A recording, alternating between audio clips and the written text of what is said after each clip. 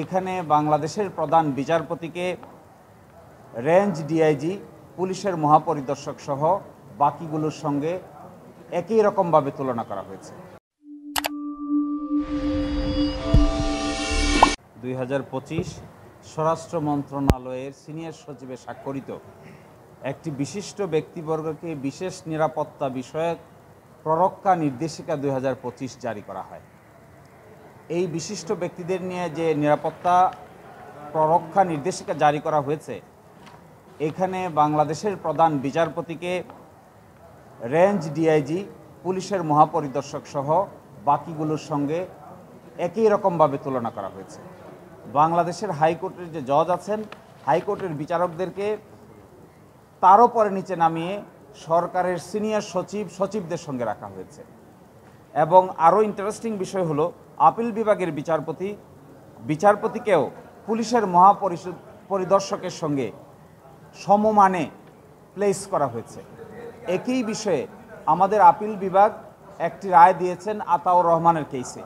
সেই কেসে আপিল বিভাগ কর্তৃক যে ওয়ারেন্ট অফ প্রেসিডেন্ট ফিক্স করে দেওয়া হয়েছে এবং সর্বশেষ 2020 সালে যে ওয়ারেন্ট অফ প্রেসিডেন্স আছে রাষ্ট্রীয় গুরুত্বপূর্ণ বিষয়ে, তার সব কিছুকে ভায়োলেট করে এটা জারি করা হয়েছে।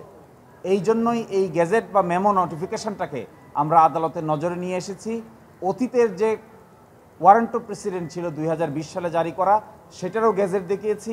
আপিল বিভাগে যে মামলাটি নিষ্পত্তি হয়েছে সেই রায়ের কথাও বলেছি এবং সেই মামলার রিভিউ পিটিশন শুনানি আছে, যা 27/4/2025 শুনানির জন্য অপেক্ষমান আছে। এই প্রেক্ষিতে কি করে স্বরাষ্ট্র মন্ত্রণালয় থেকে এই ধরনের সিকিউরিটি প্ররক্ষা নীতিমালা জারি করা হলো, এটি একটি সারপ্রাইজিং বিষয়। আইন কানুনের তোয়াক্কা না করে, ওয়ারেন্ট অফ প্রেসিডেন্সের তোয়াক্কা না করে এই ধরনের নীতিমালা জারি করে মূলত বাংলাদেশের সংবিধান এবং বিচার বিভাগের প্রতি বৃদ্ধাঙ্গুলি প্রদর্শন করেছেন। আমাদের এই কথা শুনে, অন্যান্য সিনিয়র আইনজীবীদের কথা শুনে আদালত একটি সো মোটো রুল ইস্যু করেছেন, কেন এই মেমোটাকে অবৈধ এবং অসাংবিধানিক ডিক্লেয়ার করা হবে না। দ্বিতীয়ত বলছেন 3 মাসের জন্য এই যে মেমো জারি করেছেন তা স্থগিত করে দিয়েছেন।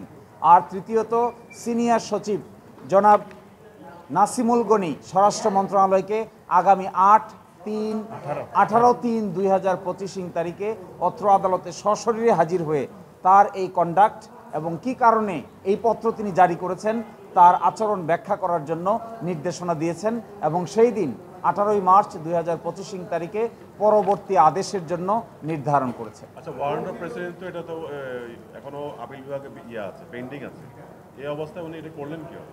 এই জন্য একটা ওয়ারেন্ট অফ প্রেসিডেন্সে আপিল বিভাগে রায় হয়েছে, যেটা 69 DLR রিপোর্টের আছে। একই সাথে ওই মামলায় আতাউর রহমানের কেসে সুপ্রিম কোর্ট একটা ওয়ারেন্ট অফ প্রেসিডেন্স ঠিক করে দিয়েছে।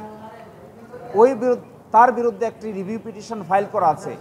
এই পজিশনে এই ধরনের মেমো জারি করে, শৃঙ্খলা নির্দেশিকা জারি করে, সিকিউরিটি রিজনে শৃঙ্খলা নির্দেশনা জারি করে মূলত আদালতের সামনে বিচারাধীন বিষয় এবং আদালতের যে সমস্ত সিদ্ধান্ত ইতিমধ্যে হয়েছে তা সবগুলোকে তারা ভায়োলেট করেছেন, করে বিচার বিভাগকে আন্ডারমাইন করেছেন, বিচার বিভাগের প্রেস্টিজ এবং ডিগনিটিকেও আন্ডারমাইন করেছেন। এই জন্যই আজকে এই রুল নিশ্চয় জারি করা হয়েছে।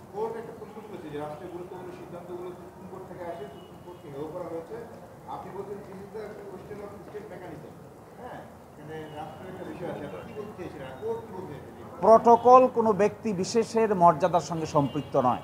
প্রটোকল হলো রাষ্ট্রের পদমর্যাদার সঙ্গে সম্পৃক্ত। কে মহামান্য রাষ্ট্রপতি হলেন, কে প্রধান বিচারপতি হলেন, তার সঙ্গে প্রটোকলের সম্পর্ক নাই।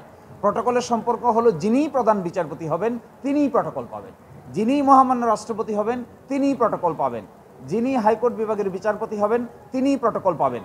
কিন্তু যা এখানে করা হয়েছে তা এই পদগুলোর ডিগনিটিকে আন্ডারমাইন করা হয়েছে, এই পদগুলোর পদমর্যাদাটাকে আন্ডারমাইন করা হয়েছে।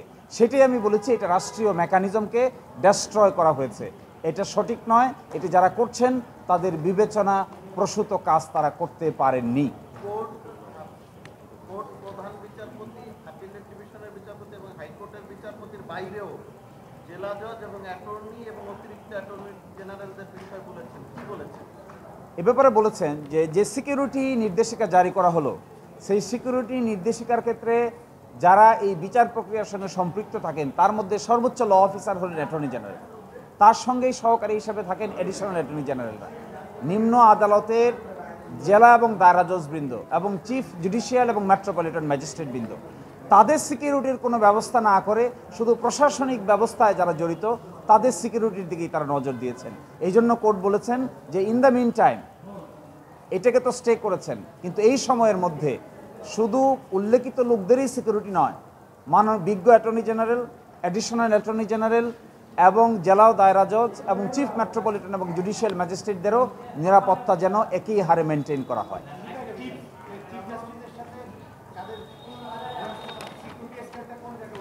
জি, চিফ জাস্টিসের সঙ্গে সিকিউরিটি অ্যাড করা হয়েছে প্রধান নির্বাচন কমিশনার, দুর্নীতি দমন কমিশন, মন্ত্রিপরিষদ সচিব, মুখ্য সচিব, সকল সচিব, পুলিশ মহাপরিদর্শক, বিভাগীয় commissioner, range DIG, metropolitan police commissioner, এদের সকলকেই চিফ জাস্টিসের সঙ্গে একই কাতারে রাখা হয়েছে সিকিউরিটির ক্ষেত্রে।